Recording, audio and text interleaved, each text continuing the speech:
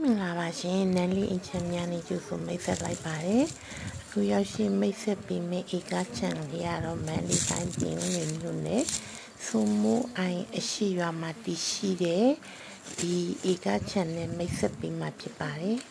ချန်ကတော့စုပေါင်း6ဧကရှိပါတယ်ရှင်ချန်ထဲမှာဆိုရင်ယူရီးယားပိန်းနေပင်မာလကာပင်နကမောက်ပင်ပြီးရင်နတဖြူပင်ပြီးလို့ရှိရင်မကင်းညာချောကလက်ပင်တွေအပြည့်နဲ့အစင်တင်ခူးပြီးရောင်းချရရုံမှာပဲသူကတော့ပုံစံခွန်ဥယျာဉ်ချမ်းနေပါရှင်ရောင်းစီလေးကတော့38,000ဖြစ်ပါတယ်မန်းလေးပြင်ဝင်အသက်လန်းနဲ့ဆိုရင်12မိနစ်ခန့်ဝင်ရပါတယ်ရှင်အရန်ကိုတာယာတော့ဧကချမ်းမြေလေးတစ်ခုဖြစ်ပါတယ်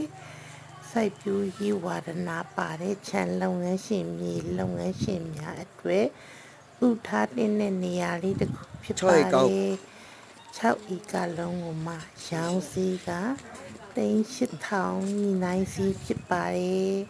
အားလုံးကိုအထူးကျေးဇူးတင်ရှိပါရှင်ဒီမှာဒါဆိုရင်ယူရီးယားပိန်းနေပင်လေးအတင်ခူးဆွတ်ရောင်းချလို့ရနေပါပြီနော်ဘိုင်ဘိုင်